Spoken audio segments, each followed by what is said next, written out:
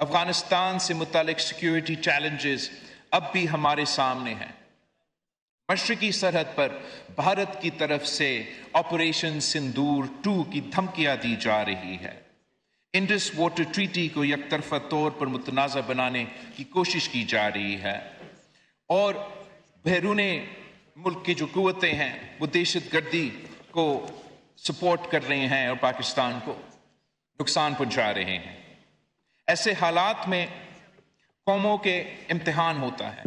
اور مجھے یہ کہنے میں فخر محسوس ہوتا ہے کہ پاکستان نے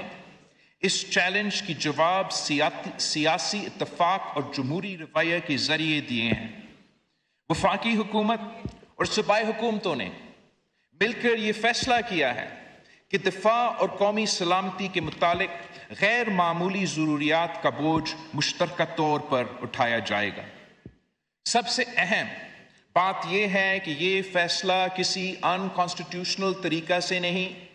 بلکہ آئین کے دائرے میں رہتے ہوئے کیے گئے ہیں۔ یہ آئین کی آرٹیکل 164 کے تحت گرانٹس کے ذریعے انجام دیے گئے ہیں۔ پاکستان کی آئین صوبوں کو اور وفاق کو یہ اختیار دیتے ہیں کہ اگر انہوں نے ایسا کسی ٹاپک پہ خرچ کرنا ہے جو اپنے ڈومین کے اندر نہیں آتا، چاہے وہ وفاق کے ڈومین میں اندر نہ آئے یا صوبائی ڈومین میں اندر نہ آئے،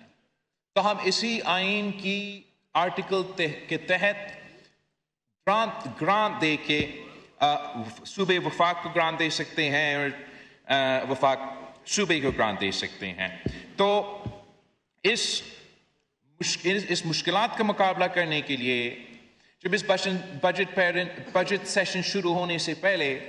ہمارے میڈیا کے دوستوں نے کافی افواہیں پھیلائے تھے کہ پتہ نہیں 18ویں ترمیم ختم کیا جائے گا، پتہ نہیں صوبے کے جو مالی وسائل ہے جو ان کے مالی وسائل کو آئینی تحفظ دیا گیا ہے 18ویں ترمیم کے ذریعے اس کو ختم کیا جائے گا، شاید ایک ایسا نیا LSC لے آیا جائے گا جو اس آئین کے دائرے سے باہر ہو۔ یہ بات چلی تھی کہ شاید بے نظیر انکم سپورٹ پروگرام ختم کیا جائے گا، اور عجیب بات ہے جناب اسپیکر، میں کن کا ذکر کروں، مگر میں وزیر اعظم شہباز شریف صاحب کا، وزیر خارجہ نائب وزیر اعظم اسحاق ڈار صاحب کا، وزیر خزانہ کا، وزیر اعظم کے پورا ٹیم کا شکر گزار ہوں، اور پاکستان پیپلز پارٹی کے جو ہمارے طرف سے نمائندے تھے اور حکومت کے ساتھ انگیج تھے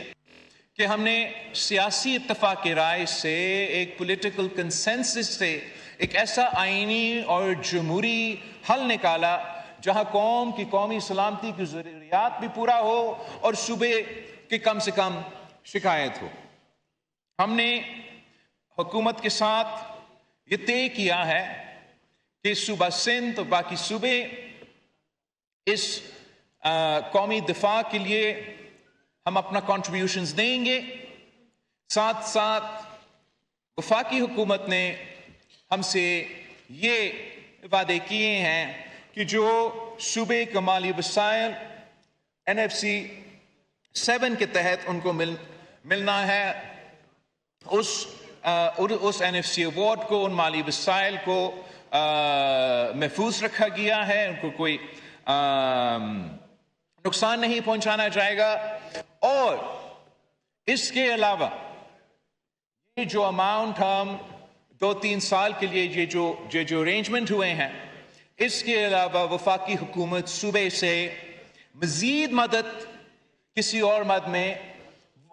درخواست نہیں کریں گے۔ تو میں سمجھتا ہوں کہ یہ بہت بڑا کامیابی ہے، اور میں واضح طور پر کہنا چاہتا ہوں کہ صوبوں کا NFC حصہ محفوظ ہے، اور اس فیصلے کے علاوہ صوبائی حکومتوں سے کسی مزید حصے یا قربانی کا مطالبہ نہیں کیا جائے گا۔ جناب اسپیکر، یہ صرف مالی انتظامی نہیں، یہ پاکستان کی سیاست کی کامیابی ہے۔ یہ اس بات کا ثبوت ہے کہ جب قومی مفاد داؤ پر ہو تو جمہوری ادارے، سیاسی جماعتیں اور فیڈریشن کی تمام حصے مل کر فیصلے کر سکتے ہیں۔ آج کی دنیا میں قوموں کی طاقت صرف ان کے ہتھیاروں سے نہیں مانی جاتی ہے۔ قوموں کا اصل طاقت ان کی وحدت، ان کی آئین اور ان کی سیاسی یکجہتی میں ہوتی ہے۔ اور مجھے